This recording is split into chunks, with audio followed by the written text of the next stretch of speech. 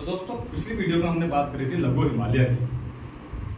पहले तो आपका स्वागत है एक बार फिर से इस चैनल में उत्तराखंड 360। और आप जरूर इस चैनल को सब्सक्राइब करिए। आपको बहुत बेसिक जानकारी यहाँ से हम प्रोवाइड कराते रहेंगे। लगातार आपको ये जानकारियाँ मिलती रहेंगी, आप निश्चित रहिए। लघु हिमालय के बारे में हमने पिछली वीडियो में बात करी थी कि ज़्यादातर आबादी यहीं पर है बृहद हिमालय में, क्योंकि हिम रेखा से ऊपर है, 4400 मीटर से अधिक हाइट है, पानी नहीं है, बर्फ़ है, तो आबादी नहीं है, मंदिर है, लोग आते हैं और ज़्यादातर जनजातियाँ रहती हैं यहाँ पर, जो कि सर्दियों में नहीं रहती हैं। सर्दियों में वो पलायन करके घाटियों में आ जाती हैं, क्योंकि पानी तो उनको भी चाहिए ना। घाटियों में आकर उनको पानी की प्यास बुझाई जाती है।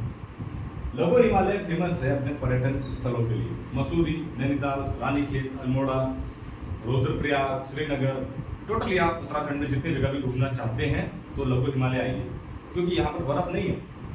हाँ, बर्फबारी हो सकती है मौसम में। ओवरऑल जो आप हिमालय का प्रारूप देखते हैं, हिमरेखा के ऊपर आप जाएंगे तो ऑलरेडी वहाँ पानी नहीं, बर्फ मिलेगा, क्योंकि हमने पिछली बार डिस्कस किया था 165 मीटर ऊपर जाते ही 1 डिग्री सेल्सियस तापमान कम हो जाता है।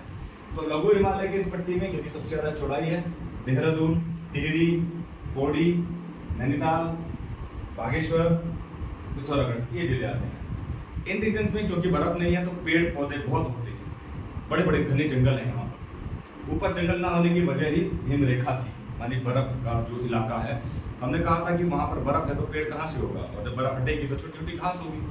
वो घास बड़ी हो उससे पहले फिर बर्फ आ जाती है 6 महीने बाद। लेकिन यहाँ तो बर्फ नहीं है ना, यहाँ तो भाई जंगल है, और जंगलों की वजह से तो पर्यटन स्थल है।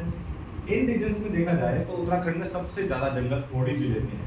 और देखिए आप, लघु हिमालय का सबसे ज़्यादा क्षेत्र आपको पौड़ी में दिख रहा होगा। दूसरे नंबर पर नैनीताल है, सबसे घने जंगल भी नैनीताल में है, लेकिन जंगल के क्षेत्रफल के हिसाब से पहले पर पौड़ी, दूसरे पर नैनीताल, क्योंकि नैनीताल क्षेत्रफल में पौड़ी से छोटा है। इन लघु हिमालय की हमने बात करी क्योंकि नदियाँ ज़्यादातर ग्लेशियर से निकलती हैं, बृहद हिमालय से या ट्रांस हिमालय से, और वो जाती कहाँ पर है, लघु हिमालय से प्रवेश करते हुए शिवालिक की तरफ जाती है।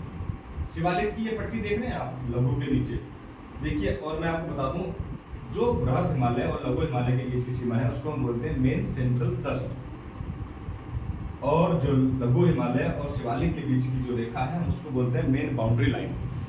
शिवालिक क्योंकि प्लेन से सटा हुआ रीजन है, यहाँ पर ज़्यादातर जो फेमस है शिवालिक, वो एक्चुअल में बरसात के लिए फेमस है। उत्तराखंड में सबसे ज़्यादा बरसात शिवालिक के क्षेत्र में होती है। क्यों होती है? जब दक्षिण पश्चिम से मानसून आता है इस तरह से, अब आप एक प्लेट में केतली को गर्म करेंगे या केतली को गर्म करेंगे नीचे से, तो भाप बनेगा। अरब सागर की कल्पना करिए कि अरब सागर में बहुत ज़्यादा गर्मी पड़ गई, जून के महीने में भाप बना, एवोपरेट हुआ, ऊपर उठा, केतली से पानी, केतली में पानी गर्म कर रहे थे, उठा। जब वो उठा तो वो ऊपर अब आपने प्लेट लगा लिया है, प्लेट में जब वो टकराया तो बूंद बना और गिरा। ऐसे ही जब ये ऊंचाई पर उठा अरब सागर का पानी, तो वो बादल बना। बादल बनकर जब वो उत्तर पश्चिम दिशा से पूर्व उत्तर की ओर बढ़ा, तो यहाँ सबसे पहले कौन सी पर्वतमाला मिली? शिवालिक।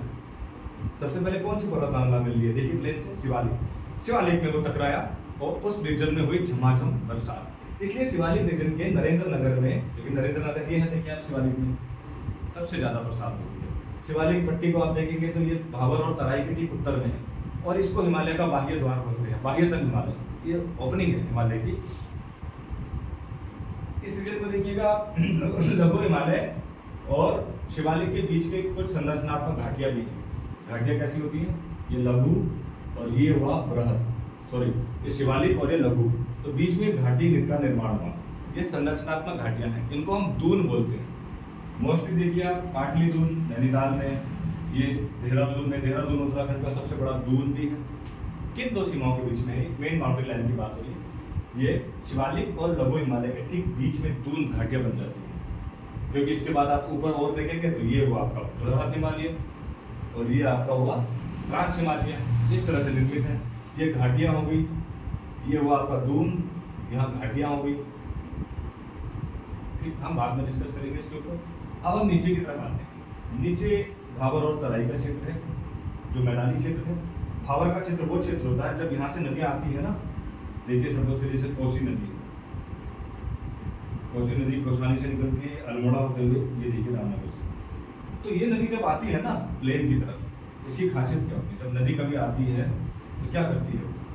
नवीन मिट्टी अपने साथ लेकर के आती है। जब देखिए आपने देखा होगा जब नदी आती है तो पत्थरों को तोड़ते हुए आती है, समझ रहे आप? पत्थरों को तोड़ते हुए आएगी और जब पत्थर तोड़ेगी तो उसका चूरा निकलेगा। चूरा क्या करेगी, वो साइड में जमा करेगी इस तरह से। ये नदी का रास्ता है, देखिए नदी का फ्लो हो रहा है। इस तरह से चूरा जमा किया उसने, 1 साल जमा किया उसने। इसको हम जो नवीन चूरा होता है उसको खादर बोलते हैं। क्या बोलते हैं? खादर। नेक्स्ट ईयर क्या हुआ, फिर से पानी आया और फिर से ये पत्थरों को तोड़ते हुए नीचे पड़ी। जब इसने पत्थरों को तोड़ा तो ये वाले पत्थर अब रिप्लेस हो गए, ये इधर चले गए और ये इधर आगे बढ़ गए। 1 साल में अगर ये 1 मीटर भी पत्थरों को रिप्लेस करती है, सपोज करिए आप, तो देखिए इसका मतलब क्या हुआ। इन मैदानों का निर्माण आखिरकार हुआ कैसे? ये तो पूरे पहाड़ी क्षेत्र है। जब ये नदियाँ बीच में आई, छोटे छोटे समतल पठारी क्षेत्र को कैसे काटा गया? देखिए ये 1 मीटर 1 साल में, 2 मीटर 2 साल में, 3 मीटर 3 साल में, ये तो लाखों साल से बह रही है। तो ये जो आसपास का रीजन है, जब ये मिट्टी फैलते चली गई तो इसने लाखों साल में हजारों किलोमीटर की डिस्टेंस को प्लेन कर दिया, मैदान का निर्माण कर दिया। इस तरह से नीचे गंगा यमुना का मैदान निर्मित हुआ। क्योंकि इसने क्या किया, इस नदी ने क्या किया, आस पड़ोस के रीजन में 1 साल 2 साल 3 साल लाखों साल तक पानी को मिट्टी को जमा करती गई और उबड़ खाबड़ जमीन को समतल करते चली गई। इस नवीन मिट्टी को तो खादर, पुरानी मिट्टी को हम बोलते हैं बांगर। इस तरह से मैदानों का निर्माण हुआ। तो जब ये नदी मैदान से, पहाड़ से सीधे प्लेन में आई, इस रीजन में आई, तो क्या हुआ, मोटे मोटे पत्थर थे वो तो पहले ही जमा हो गए। भाई जब तक पहाड़ था, वो ढाल था तो नीचे गिर रहे थे। जहाँ प्लेन शुरू हुआ वो पत्थर वहीं पर रुक गए। अब उनको सहारा तो नहीं मिलेगा नीचे जाने का। वो मोटे कंकड़ पत्थर क्या कहलाए? भावर। भावर का क्षेत्र, जैसे रामनगर, हल्द्वानी, काठगोदाम, हरिद्वार, ये वो क्षेत्र थे जो भावर कहलाए। इनमें मोटे मोटे पत्थर थे। आप खेती नहीं कर सकते क्योंकि जहाँ आप खेती करोगे वहाँ पत्थर निकलेंगे। जमीन में थोड़ा सा फावड़ा भी चलाएगा, टूट जाएगा, वो पत्थर आ रहा है। और उसके पीछे जब पत्थर छट गए तो आया तराई का रीजन। तराई आप समझ रहे होंगे शब्द ही कैसा है। तो नीचे इसीलिए उधम सिंह नगर और हरिद्वार में पानी भरपूर मात्रा में मिलता है और यहाँ होती है खेती सबसे ज़्यादा। उत्तराखंड की तकरीबन 35% आबादी तो हरिद्वार और उधम सिंह नगर में ही रहती है। न सिर्फ खेती बल्कि इंडस्ट्रियल एरिया भी यहाँ पर है। इस वजह से ये एरिया बड़ा प्रसिद्ध है एग्रीकल्चर के लिए। गेहूँ, चावल, क्योंकि चावल गर्म मौसम का पौधा है तो यहाँ पर खूब मात्रा में होता है। हम व्यवसायिक क्षेत्र के बारे में भी और बात करेंगे, कभी और बात भी करेंगे। वीडियोस तो लगातार बनते रहेंगे। फिलहाल उत्तराखंड के भौगोलिक परिप्रेक्ष्य में हम इतना ही जानकारी आपको दे पा रहे हैं। इसके बाद हम आगे भी डिस्कस करेंगे तालों के बारे में, झील के बारे में। तो आपको ये पूरा ओवरव्यू इन 2 वीडियोस में, इसमें और पिछले में, कैसा लगा हमें ज़रूर बताइएगा। हमें इंतजार रहेगा आपके कमेंट बॉक्स का। धन्यवाद।